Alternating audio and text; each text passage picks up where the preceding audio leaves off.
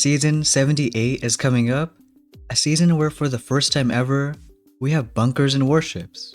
So we'll go over a starting path, unlock order, and how to upgrade your stuff.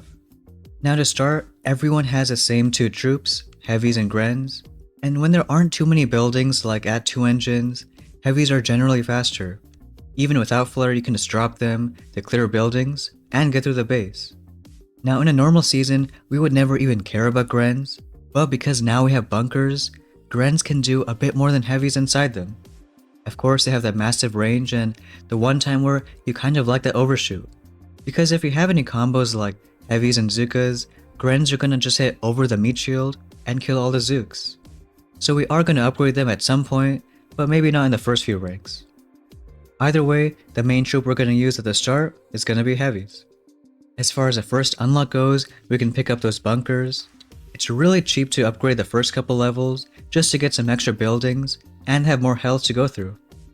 After that, we can start getting some offense, but funny enough, it's one of the only seasons where when you upgrade offense, you kind of upgrade defense too. That's because if you want to get that 30 troop damage in the multi-node, any troops inside the bunkers are going to do more damage too.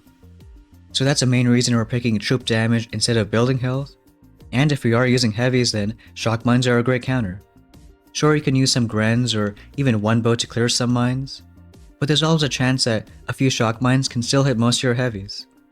And next we have the choice between 3 engines or going for Zookas, but like we said before, if you have grens and bunkers eventually and you have tokens to upgrade grens, then the Zookas, they have a solid chance of just dying.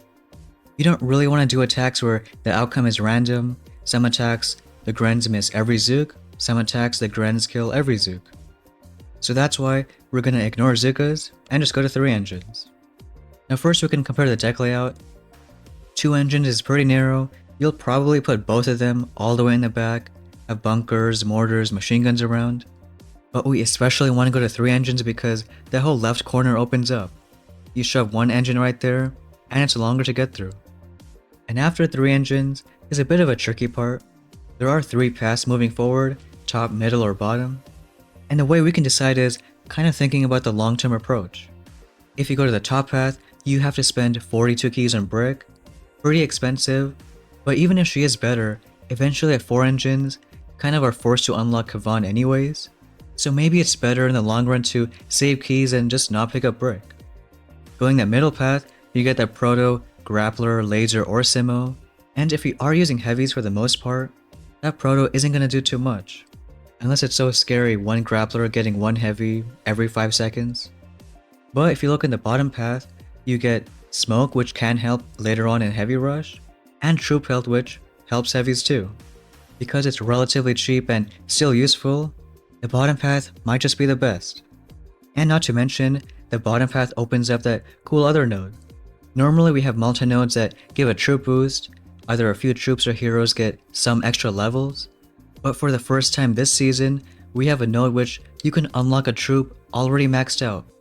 This time it's clone rifles, undercover rifles, and tanks, which even if you don't use for offense at some point, you can put clone rifles in your bunkers and they're gonna have a lot of stalling power. So whether or not you get that node right away, because the bottom path opens it up, it might be the better option. This means going through cannons, smoke, troop health. Since we still are just clearing with heavies, flare would be pretty strong to just single target those engines. And for that reason, we can go ahead and get there. That 1 multi-node will probably pick up 1 bunker, because the fact that you can put any troop that you have unlocked, plus whatever troop damage you have, can be one of the best defense versus any attack. And even though you have to go through warriors to get flare, it might be pretty strong, dropping all heavies, flaring down each engine. Plus you have troop health and smoke to help you out with it. At this point, I don't think it's worth unlocking clone rifles, because if the meta is just dropping heavies and flaring, you're not actually killing the bunkers to have effect from those clones. Maybe once attacks are more clearing based, then it's worth unlocking that. So instead, we can get that troop boost, giving 4 extra levels to heavies, and effectively, it's like 30% more health and damage on heavies. The only defense we're missing at this point is flames, so if it does get nasty enough where flames are the difference from getting a few wins, maybe it's worth it. But if flaring heavies is strong enough, I think it's worth going to 4 AR. Because first looking back at 3 engines, you have that deck layout, and when you look at 4 engines, it opens up quite a bit on the left side. If it's any clearing type of attack like using heavies and Grens, maybe it's worse because the left ramp opens up. But if you're just flaring down engines anyways, this might be better. You get 1 more engine, and all of them have 10,000 more HP. But in a larger sense, we can stop the starting path here, because it's just too far to decide what might be best. It could be that boom mines are pretty strong too, getting 1 extra bunker, rushing to artillery where you can clear mines, or moving even forward to 5 engines. The main purpose with the starting path is just to get the first day or 2 settled, so you don't really have to worry about the start of the season. And with that unlock order, we can move on to what to upgrade.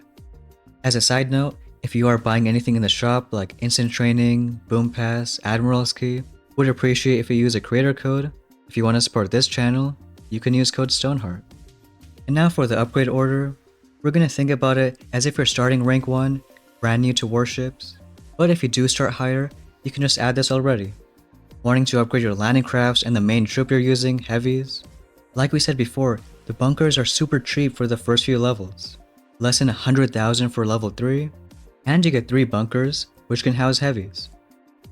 Then unlocking some more troop damage, upgrading heavies even more, and then some shock mines, upgrading heavies to max level.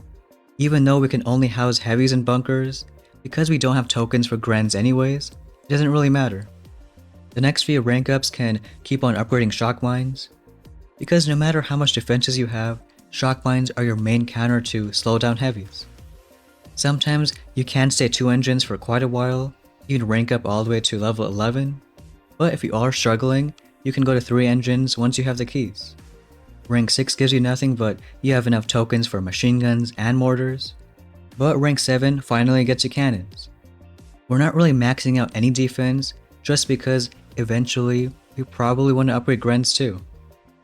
Once we keep going to unlock smoke, now we can finally upgrade bunkers to house Grens, and upgrade them too. Following with some troop health because those Grens are going to do a lot of damage, so want to make sure your heavies stay alive. Ideally, you don't want to open any of your 4 starting chests until you hit iron, so that's why here we have rank 11 plus 4 chests. It's a whole 100 keys of a spending spree, and you can get the extra bunker, warriors, flare, and the troop boost for heavies. Along with all these unlocks, do a whole host of upgrades. Flare to level 4 might be pretty safe, especially if you're heavy rushing. And with that, upgrading gunboat a bit, troop health also to maxed out, and getting your bunker fully settled in. Maxed out bunker with maxed out Grens. At this point, we can leave it right here. As we get more tokens, if you want you can max out those defenses. But if eventually in the tree you want to rush for artillery, maybe it's better to leave those defenses level 4, just so you can max out art. Just in case, we'll probably leave our defenses level 4, but it just opens room for different paths later on. And if you want a chart breakdown of all these unlocks and upgrades, you can see it right there. Especially after last season, this might be a really good one for no instant training. As long as your heavies don't die, then you don't really got to worry about. Plus, any troops you put in your bunkers don't matter at all in your reserve size, so you can put whatever you want. Since bunkers are new for everyone, we're all in this together, so good luck this season, thanks for watching, and we'll see you next time.